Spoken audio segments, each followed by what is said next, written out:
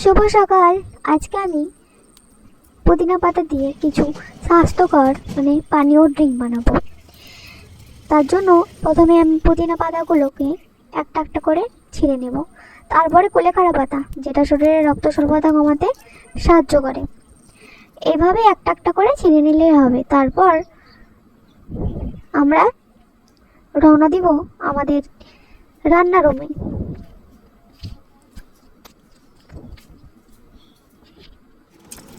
এইভাবে ঠিক ধুয়ে নেব, বালি ধুলো ময়লা যাতে না থাকে। 1 গ্লাস জল নেব।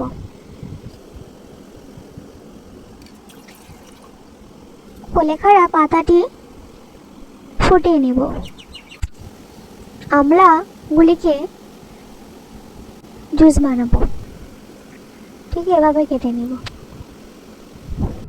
এইদিকে আমার কুলেখাড়া পাতা জুস রেডি। ঠিক আধা গিলাস হয়েছে।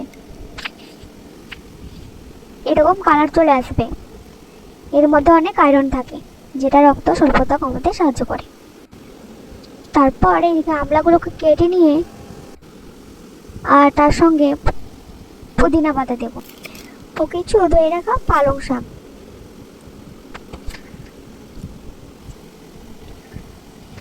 তার সঙ্গে অল্পখানি জিরা।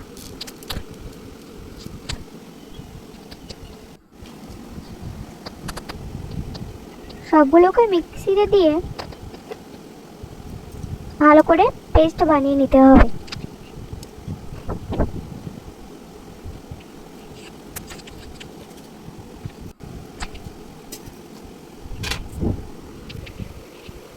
এরকম পেস্ট হয়ে গেলে ছাঁকনিতে ছেড়ে নিতে হবে।